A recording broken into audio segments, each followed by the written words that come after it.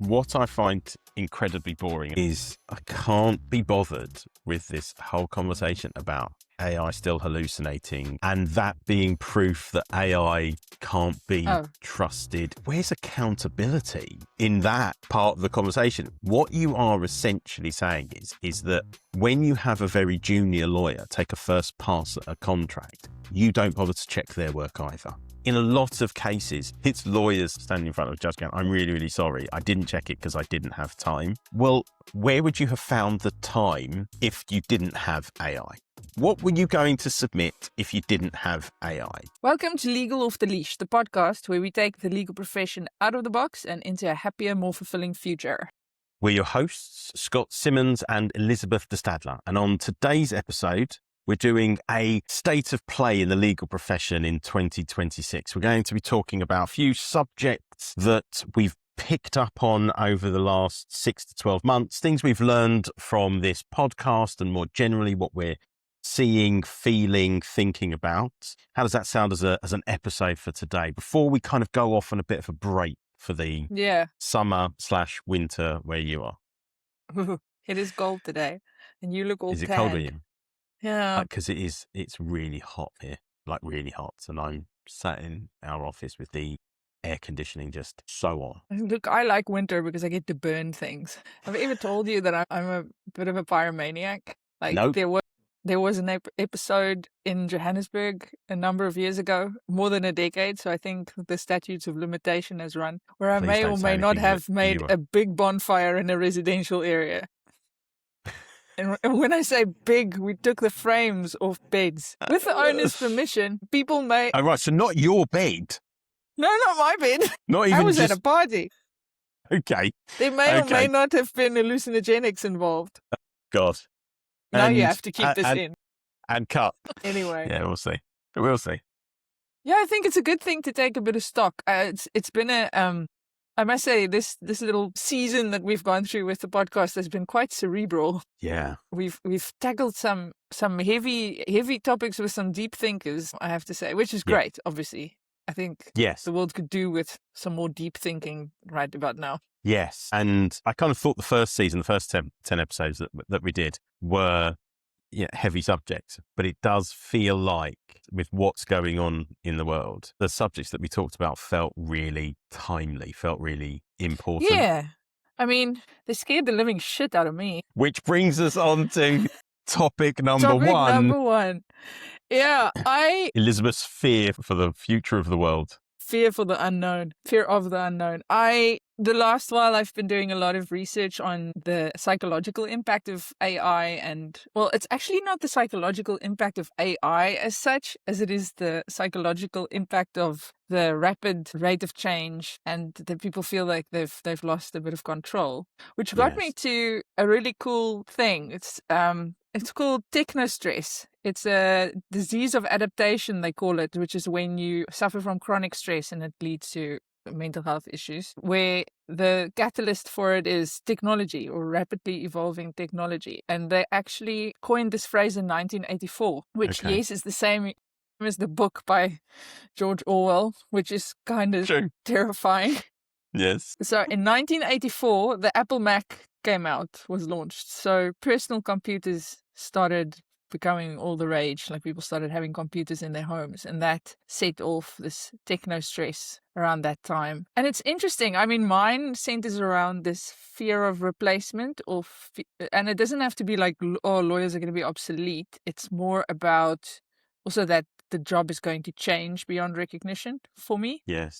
There are other people have this fear of the ethical conundrums that it causes, so that it causes stress because they can't figure out what the rules are. Yeah. It's very interesting. And at least two of our guests gave me that. Yeah. Yeah. I would say, I don't recall a period of time where change has quite felt like this, but then I suppose this is the period of our lives when this sort of thing means so much more to us. What do you mean? When not mobile phones, but when smartphones came about. Yeah. And all of a sudden work became 24/7. It didn't feel as big as it does right now. And yet that change was huge. that change was absolutely massive, because all of a sudden you went from first it was just the BlackBerry, wasn't it? But ultimately most of the work that you did was done in the office, Yeah. 9 to whatever, 9 to 5 or 6 till 10, whatever the job was that you were working on. But you left it at the office. Well, then with smartphones, all of a sudden, and that shift happened really quickly, didn't it? So it was like, oh, well, now we can just do How everything old are all you? the time. I remember sneakily taking files home to do the work. No, you Yeah, don't, you don't have to do that anymore. Now you can just work Now I'm from thinking of my anywhere. BlackBerry. You remember that first BlackBerry that had that plastic, like, Yeah.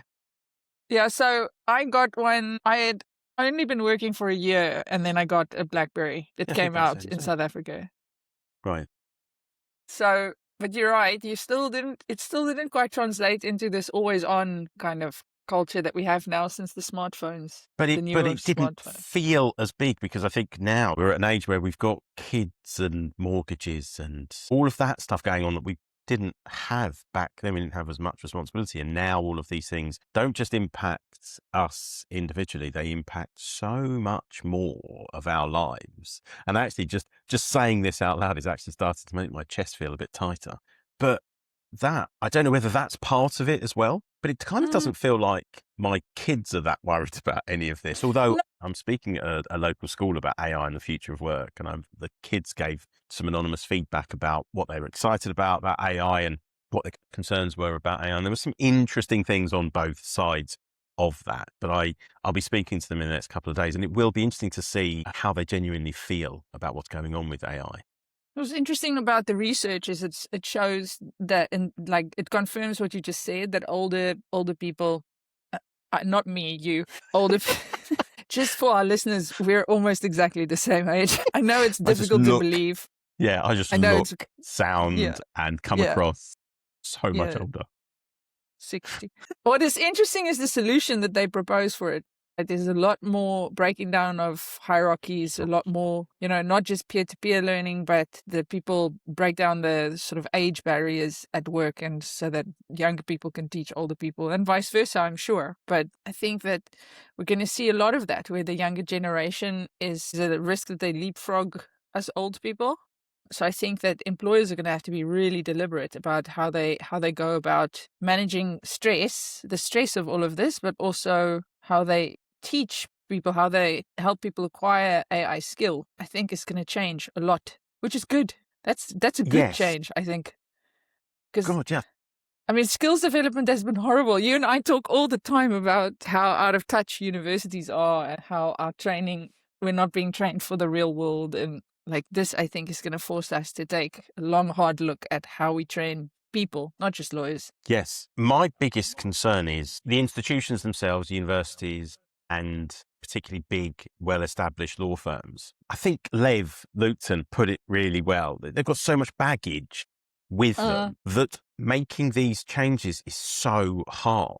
You can talk about AI, you can talk about different subjects, but how much difference can you truly make when how you've been doing something and the model that it's built on has been around for it's entrenched. so long? And that's where, again, going back to Lev's comment, because you asked the question, didn't you? It feels like big law will be steps ahead of everyone else in this. And Lev said, well, actually, is that the case? Because they are so big and they come with so much history and so much to change, that actually smaller firms who are more agile will get there more quickly. And my thinking has started to be that actually those bigger law firms, they could end up being in more trouble, because so much of the work, even in big law firms, not all of the work is the huge deals and the glamorous stuff. There is a lot of small work that goes on even in these bigger law firms, and they will all be susceptible to change and to new entrants in the market and not being able to shift themselves as quickly as they want to be. I think it's fascinating. I really do. I think it's so fascinating what is happening. I just, like you say, that techno-stress, I feel it from so many different angles, because every day there feels like there's a new product on the market, there's a new foundational model coming out, there's something new that all of these things can do. Is Claude moving into the legal market? Is this one doing that? Is that one doing Is it? this? See, I just thought I'd demonstrate this real time. To make you more techno-stressed than you were before. Yeah, Yes. really, are they? Yep. Claude. Well, you don't know, but they've added workflows and things that are designed specifically for legal, and it looks But really good. Have they found a celebrity to punt it for them? Who will it be? George Clooney? I prefer Brad Pitt. I don't know about you. If I had to pick between George Clooney and Brad Pitt. You've got to go with something that's a name that fits with the How does Jude product. Law fit with Legora? His name's Law. So that's the Do you pun think that that they're was the playing reason? with. No, that is the Yeah. pun that they're playing with. His name is Law. Right. So Claude and all of that have got to come up with something. I completely missed that. That's just because he's so attractive. You know, can't think when I see him. Right, no, Claude, which celebrity will they pick? This is a very important topic, and it is something that I will now think about for at least the rest of the day. So something to take Let's make a away list. from this conversation. We'd love to hear from people who are listening. Who do you think Claude should choose as their ambassador, considering Harvey went for the guy who plays Harvey in What's his face? Suits, and Legora went with Jude Law because his surname is Law? No, you changed my life. I have an idea. Like, I think they should go for the devil's advocate. Like, imagine you get Robert De Niro. That would be cool. You mean Al Pacino? Al Pacino, there we go. So good, Elizabeth. That was so good. And I was like, I was so with you. And then you went with Robert De Niro. It's fine. Don't get it. I mean, he's been a lawyer a couple of times, but don't go with him. Al Pacino. No, that's a good one, though. Yeah. It's a great movie He's as still well. alive, right? Great movie. He is Not still that alive. not you know. requirement. Just from a logistical standpoint, it would be difficult to hire Al Pacino if he were dead. No, you could do a deep fake. Come on. I'm sure Claude can Okay, do if that's it. your thing. Yeah, no doubt they can. No doubt they can.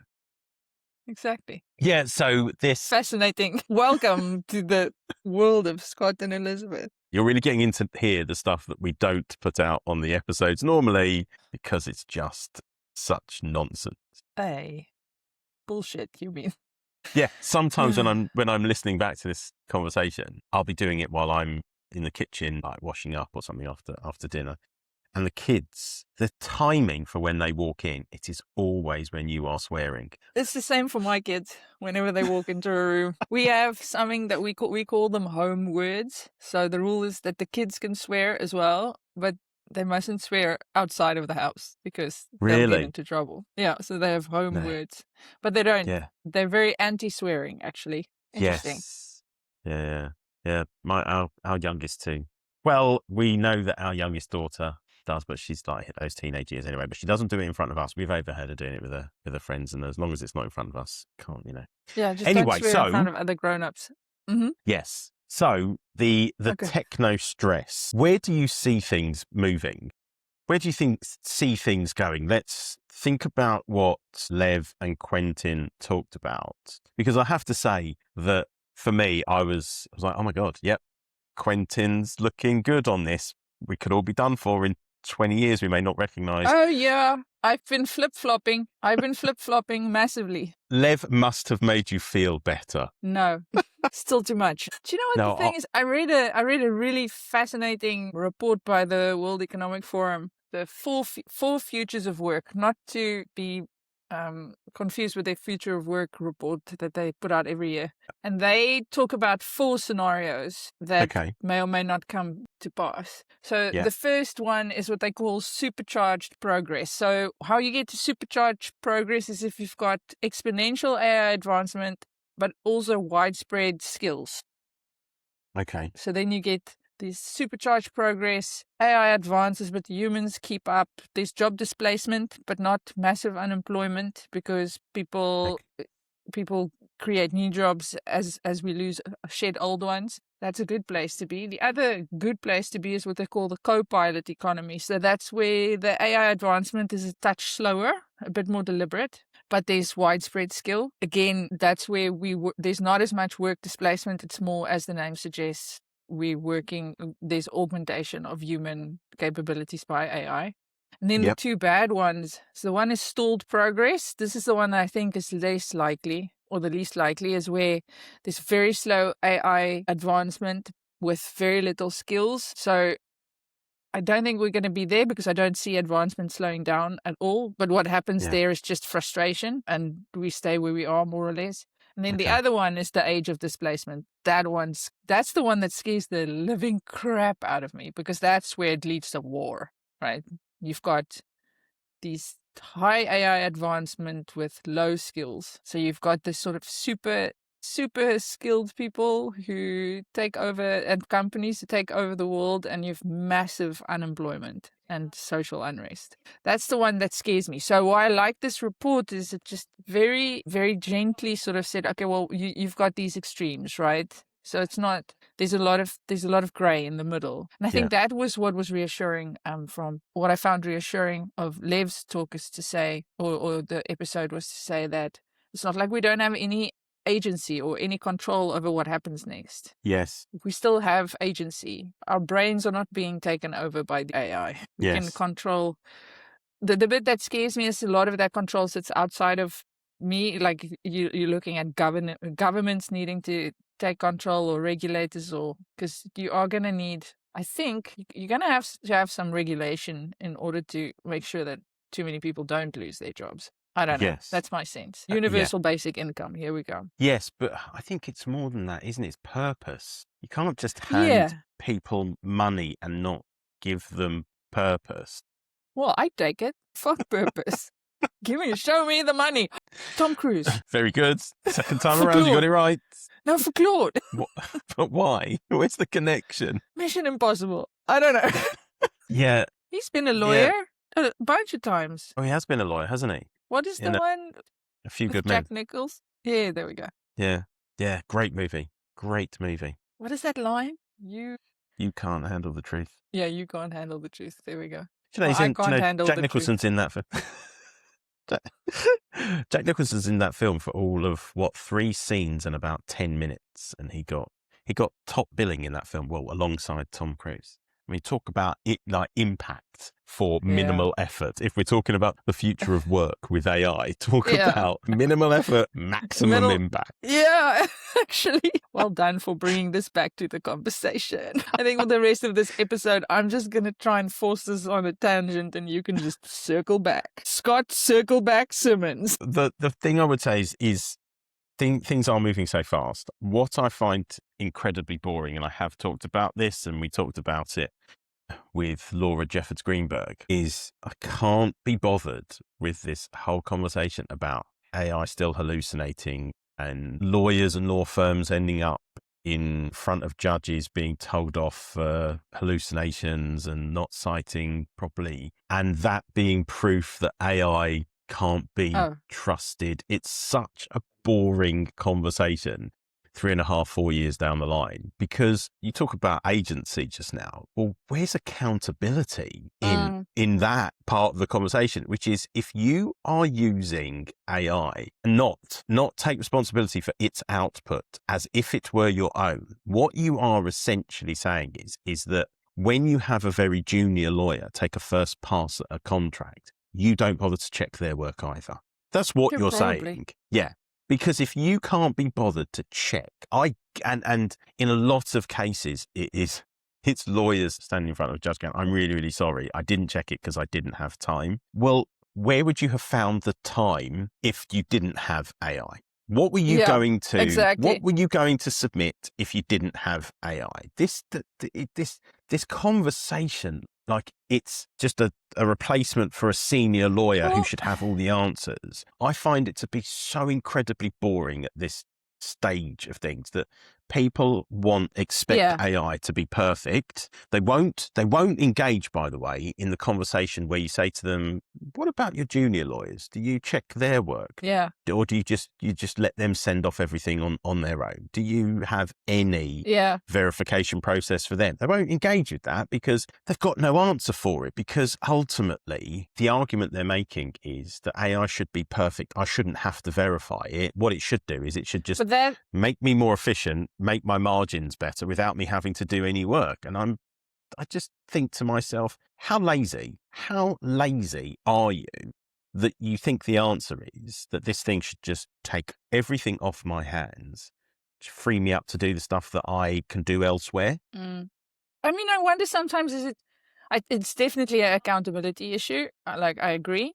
Sometimes I also think it's a fundamental lack of AI literacy, because I think they honestly do believe that it's infallible. I saw a very funny meme today, where someone's prompting AI and saying, "Don't make mistakes, don't hallucinate. You're an expert corporate lawyer." Okay, that's not how it works. Although Laura did say yelling at it makes the responses better. Do you remember that? Like, let's just pause here. So what she said was, if you're mean to your LLM, it will give you better responses. I haven't tasted. I mean, I'm just naturally mean. Which I think does have consequences for people in real life. Yeah.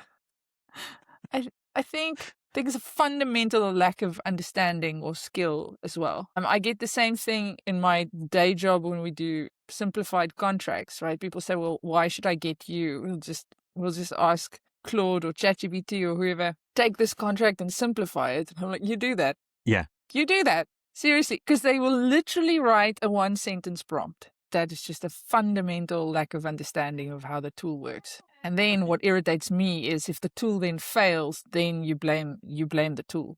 That's not the tool, that's you. So we circle back to accountability, I can hear you thinking. But no, is it accountability, or is it that, like you say, that lack of understanding of how LLMs work, that lack of education? Let's just jump in and start using it for purposes that we don't truly understand, that we don't, like you say, when people start using LLMs to write contracts. I wrote a post about this. I had a conversation with somebody very recently in which they said, I've had 2 separate occasions where big law firms, I've worked on big life-changing matters, he said, and they've messed up. And in the first instance, they messed up really, really badly, and they refused to accept responsibility. They then charged me for attending an event to launch this thing. And then when I complained, refused to accept responsibility, refused to drop the bill. And then when I threatened to sue, said to me, well, we'll just bury you from this for years and years and years, and you'll Lovely.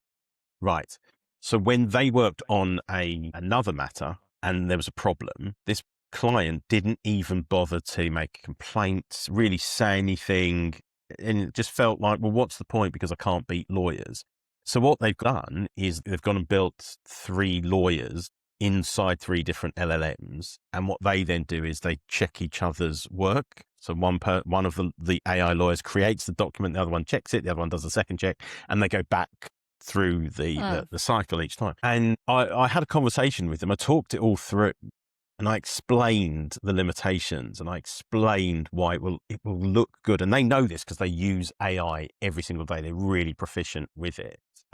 And I think they know deep down what its limitations are, but their experience twice has been that human beings have got it wrong and have failed to take responsibility for it. So for them, it's now a case of, it's not that LLM will get it right when humans don't. It's, well, part of what I'm paying for is that security if something goes wrong, but I don't get that with lawyers. So why don't I just take my risk on LLMs? Because now what's the difference? I think that's something we have to be really, really careful of. Because that's part of our differentiator to AI, because people will start using these things, and yes, there will be problems with it.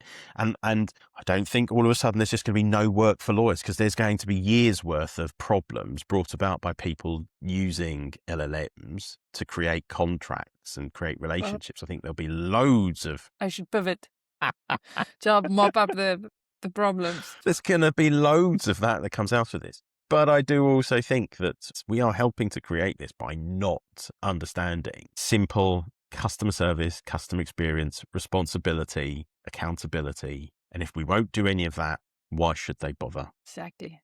Yeah, I've been also thinking a lot about the episode we did on creativity. One of the interesting things for me is that a lot of people say that AI kills creativity, but I also think it makes creativity more accessible to some people. It sounds weird to say, see creativity in accessibility terms, but I find that I am becoming more creative. For instance, I use my LLM mostly to ask me questions. And that's, for me, where the creativity comes out. Whereas in the past, I didn't necessarily have people with the knowledge to ask me questions that would elicit a creative response. So I've been thinking a lot about this, because a lot of people say, oh, we're becoming less creative.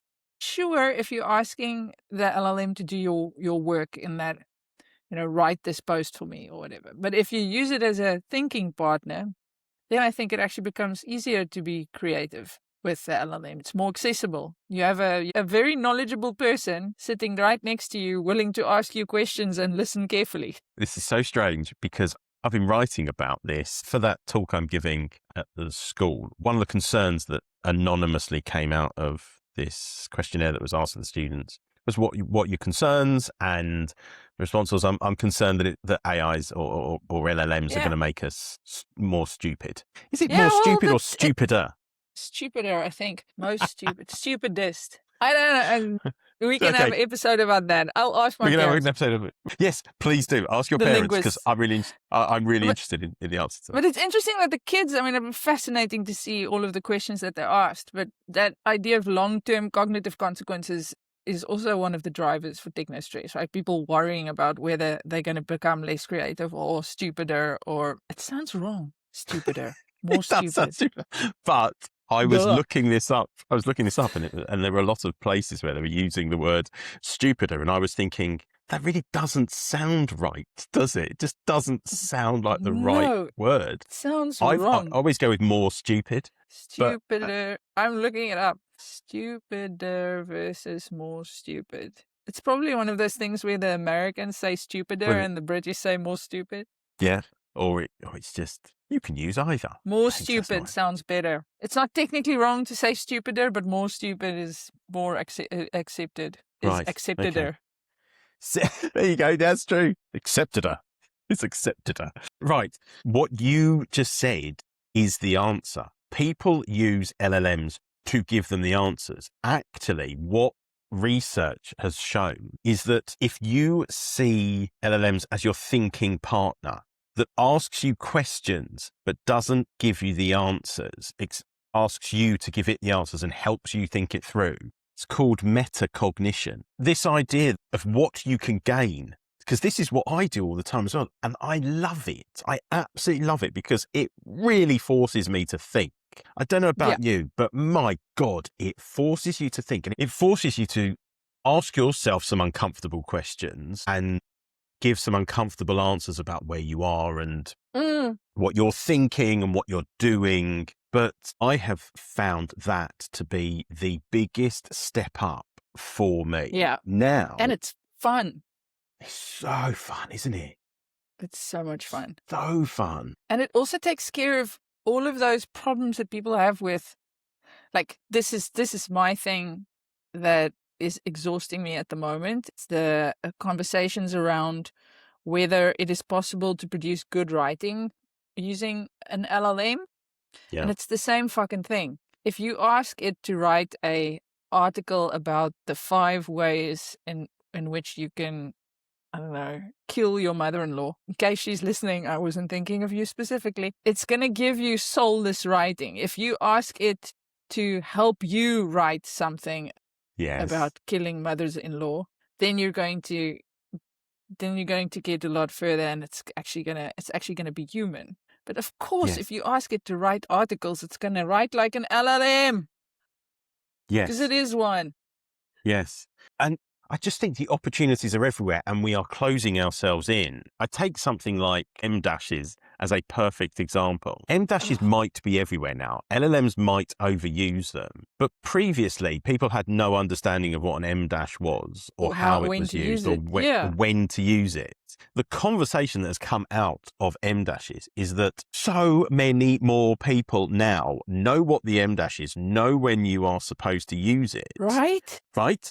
I think the M-dash came out of this really well. Well, until people decided that if you used an M-dash, it was a sign that you're using an LLM, and then started just calling people out on that singular basis. And I've always used an M-dash, you know me, but I love it. And there's that film, isn't it, Idiocracy, where there's a world in which people have just become more stupid. And I feel like there is this section of people who are saying, if you're using grammar and punctuation and your article is perfectly written. So now there's all this advice of make sure you leave in some mistakes because then people won't think the LLM has done it. That was the one that blew my mind. Our advice now is make Fuck deliberate up. mistakes in your articles and in your posts and everything you do so that people don't forget to do it in your legal contracts, people, as well. Don't forget to leave mistakes because we wouldn't want people to think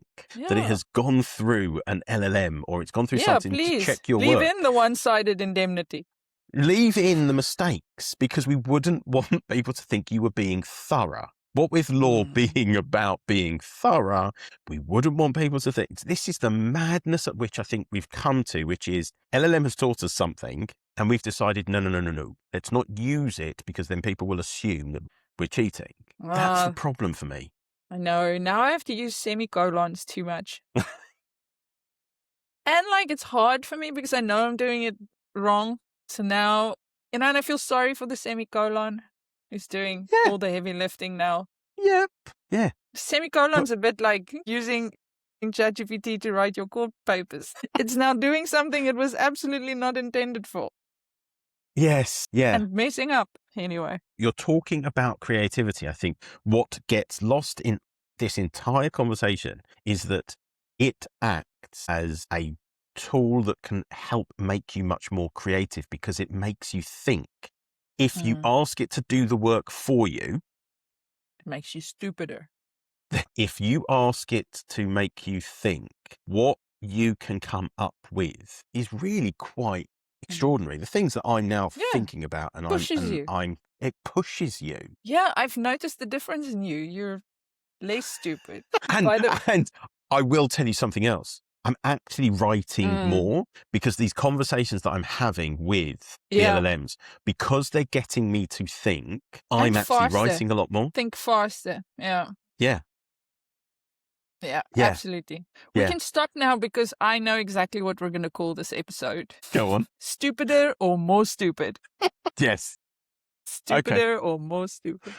Okay. Anyway. Right. The next topic that I want to talk about is the state of mental health in the profession right now. I know that we talked about techno-stress, but I do want to speak a bit more generally about, say, mental health in the legal profession, because I think year after year after year, we have reports coming out and we have surveys done and we talk about how law firms are putting mental health higher up on the agenda. And you've got yoga studios and rooms where you can meditate and bedrooms so that you never have to leave the office. But back in February, there was this fascinating thing on England Wales Law Society Gazette online and in their magazine, where they released 2 articles on the same day. The first one was that complaints to the legal ombudsman have gone up by 30% on the previous year. And then immediately after that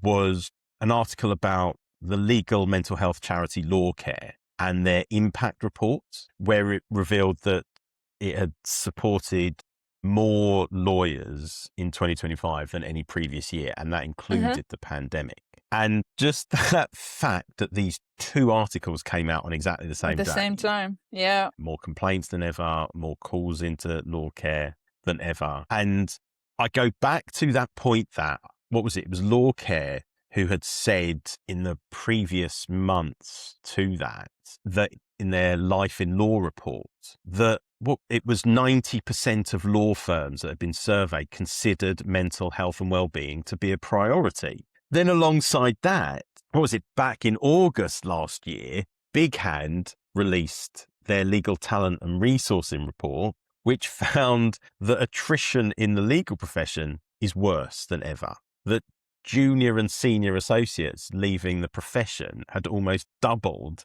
from the previous 12 months. Junior associates had reached 16% and senior associates has reached 17%. Now take all of that alongside what we learned from Emma Clark about psychological safety. Yeah. And you have to ask yourself whether the profession at large is actually listening to what is really going on. I think, right, so I'm busy writing a book called Fuck Yoga. I love yoga, by the way. I do it regularly, but I'm just saying. Yeah, me too. But I think they might be saying that they take it seriously, but that the strategies that they are employing in order to address the crisis, because I think it is a crisis, are very superficial. So one of the things that I struggle with is if you go and read about, let's say, depression, or I go and read about bipolar, there'll be a very long list of things that you can do in order to alleviate the symptoms. And that could be yoga, it could be eating healthy, it could be getting exercise, it could be meditating, it's always getting enough sleep. All of those things are things that you can't really do when you are depressed, right? When you are feeling burnt out, something like sleeping enough or something like eating well or something like exercising feels completely out of your unable to do that. So cool, have a yoga class, but the people who need it won't come. Because they don't have the energy to. So that's the one part of it. The other part of it is putting a bed in the firm so that people can get enough sleep is, missing the point somewhat. We had that as well. It's not the first time I've seen it. I remember the first week at the law firm, I phoned my mother and I'm like, this is so cool. There's like a nurse and someone will go buy your groceries and someone else will go to the pharmacy for you. Like there's such a good cafeteria, and if you work past 9, you can get food for free. And she's like, that is all designed to keep you there. Like, this is not done as some form of altruism or with your wellness in mind. And I think that a lot of it, unfortunately, is wellness theatre. Because ultimately, really and truly, if you're working in those firms that have those things, how much time do you really have to put to any of them? No, nothing. You're going to be running to the cafeteria to grab some food, throw it down you because you've got to crack on, because you've got to hit your targets, you've got that deal to get over the line. How many people are really going to be attending the yoga sessions or going to the gym unless it's 5:30 in the morning and you are in that headspace and that's who you are, that's who you identify yourself as being, because so much of it is about identification. But I think when you are in a certain headspace, if somebody had said to me when I went through burnout, if somebody had said to me, Scott, the answer is just to get up, go to the gym, do some yoga sessions. Funnily enough, I reached the point where I could do that and I started doing it. But if the doctor's advice had been, Scott, just have to get up tomorrow morning, I'd have been like, are you kidding? I feel like I'm just pleased I made it here to see you. Yeah. Because there were days, honestly, where opening my eyes, I just couldn't see straight. Anything. Just couldn't do anything. And that kind of advice is damaging because it makes you feel worse that you're not then doing it. Hence my book is called Fuck Yoga. I was concerned that it might be a new type of yoga. That would be fucking yoga. Okay. Yoga for the... My concern will be that if we do this State of Play 2027 and just simply cut this part of the conversation and just put it into 2027, we'd be saying exactly the same thing and nobody would know. I'm hoping it isn't like that. So am I. Yeah. But I don't see anything happening that makes me believe that it will. You just see...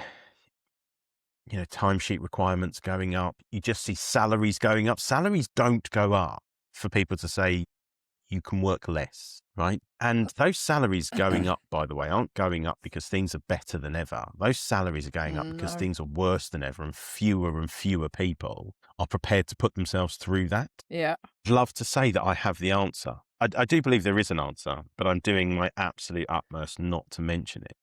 But it requires more than please just... don't. I know. It requires more than just that. I know. It requires more than that anyway. It requires an entire reset about our culture, who we are, how we work. Well, that's what I was going to say. I think wellness is a culture within an organization. It's not a list of facilities that are available, or you have these fantastic wellness programs. And I'm not, I don't mean to disparage them or anything. I think absolutely they help, but they don't help unless you have people around you who have a sort of a mental health literacy. I think there's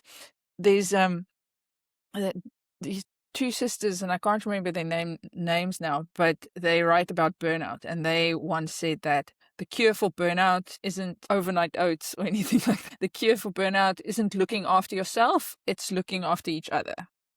Yes. And that is a culture thing. So Yes. people to realize, okay, this person is going to burn out before they actually burn out is, I think, the only way in which you can make a worthwhile contribution to this sort of battle is to say, okay, well, what can we do to stop it from happening in the first place? And Yeah. what can we do to not make it the responsibility of the individual, but to make it the responsibility of the organization? Because that is Yeah. who is responsible.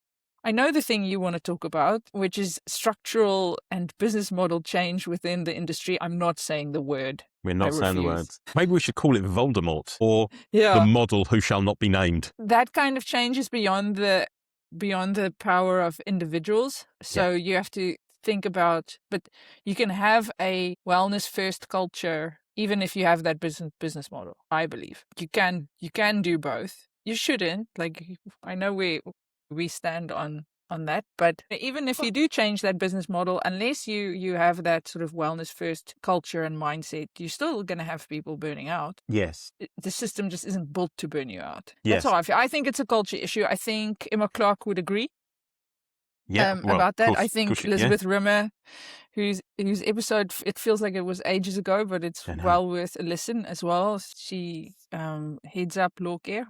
Scott spoke about it earlier. But yeah, I think it's a culture shift that needs to happen. Not belated, feel bad, go do yoga. That's just a plaster. Yes. Yeah. Yeah. Anyway, 100%. that's my 100%. bit. Yeah.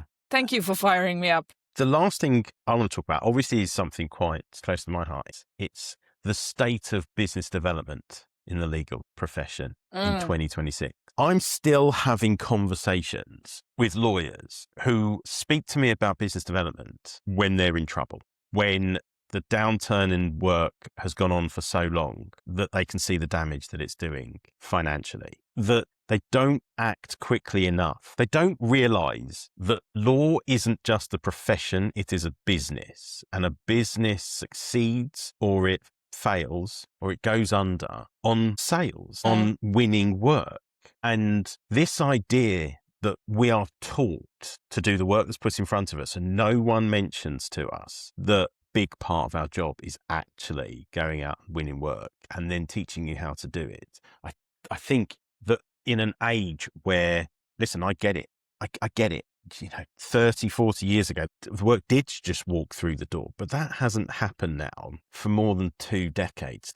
The level of competition that is out there, and I know I often say you don't have competitors, but there are more choices for people out there, for customers out there on who they want to work with. And this idea that we can continue to just keep doing business development when we've run out of work misses the point that legal work is a complex sale and people don't agree to work with you the first time they speak with you because it is up there with some of the most important decisions in their life. And however much they pay for it, I know that there's problems in pricing in most practice areas, but particularly if we want to point out residential real estate and wills, that's a problem that, by the way, that the legal profession has created, not come from customers. But these are huge decisions that impact people's lives and their families' lives. And so they're not just going to make the decision there and then. And we treat it like, well, we'll do business development when we have time. And usually we have time when we've run out of work. And that is a huge concern for me because things are changing really, really quickly. Things are moving really, really fast. And there are entrants into the market every day that understand that law is a business. And if they want to be able to succeed, they understand that they've got to win work. And that's the foundation of it. And still too often I'm having these conversations where, listen, it's never too late. It's never too late to do business development, but you have to understand that you've got to be doing it all the time. It doesn't have to be your job all day long, but what you can do with 5 minutes and one action every single day can be transformative. But these conversations that I'm still having, they concern me because people speak to me and they are in a state of distress about their work, their practice area, their business, wherever they are in their career. That's the bit that I spend so much time talking to people about and so much time writing about. And I have conversations with universities, law schools about it. I have conversations with law firms about it. But the conversation If you're any other business, sales and marketing are at the top of the agenda. If you are law, sales and marketing are at the bottom of the agenda. And it's a strange place to be in, because as soon as you can see the problem, sales goes right to the top of the agenda. And yet, as we learned from Jonathan Peddy in episode 7, the pep trap, the irony of sales and marketing becoming a huge priority, and yet people in those positions get laid off, get made redundant. So you put even more pressure on lawyers to do the sales and the marketing with no support. Training. With no support or training from the people who actually understand how to do this is a huge problem, because I speak to too many lawyers in that state of distress. And in 2026, we've got to have a better understanding that law is a business and businesses run on sales. I think what we must resolve to do is to get people on the podcast to talk about legal education, because I think there's a theme, right? So there's a lack of education on business fundamentals, including business development. And there's also, I had a conversation, I do a presentation on Techno-stress at a university, and someone actually came up to me, one of the lecturers, and said, well, we don't have to be concerned by AI. It doesn't affect us. And I was like, okay, where shall we start? I think I actually just walked away. I think I was just like, I can't even, as my children would say. But I think that is where it has to change. I'm afraid you are going to still have these conversations a year from now, because unless it's that education and unless there's a skill sort of transformation, things are going to stay the same. It's the same. It's been like that for many topics. Like, for instance, I wish they taught plain language writing at universities so that I don't have to do it later on. Yeah. Yes, you're so right. Right. So we have to, I would love to understand the thinking behind, okay, now I'm going to have to, negotiate what the plural is of syllabi. Syllabuses at universities, because from where I sit, they don't change enough. No. They don't change fast enough. They don't change at all. This is probably also very country specific, but here they don't change at all, ever. I'm having the most brilliant conversation with a law school about changing their curriculum and bringing more elements like this into it. Is it curriculums or curriculi? Curriculi. Is it more curriculi? I think. And just to circle back to what we're talking about. Sorry. But yes, you're right though. You're right, though. It's the same education that we've been teaching students for 40 years, predominantly, because everyone looks at it and says, well, it's not our responsibility to teach the business of law. It's their responsibility. And then some are going, well, it's your own responsibility. I understand taking responsibility for your own learning. Self-directed learning. I get it. And it is important. And it is massively important. And we shouldn't say that it's not.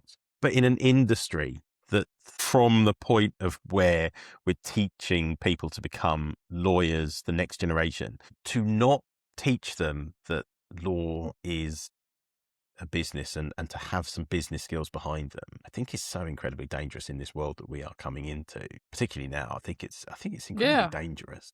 I'd rather have Roman law be self-directed learning. Right. So just to wrap things up nicely, positive for the future, positive about the future. Always. I am too.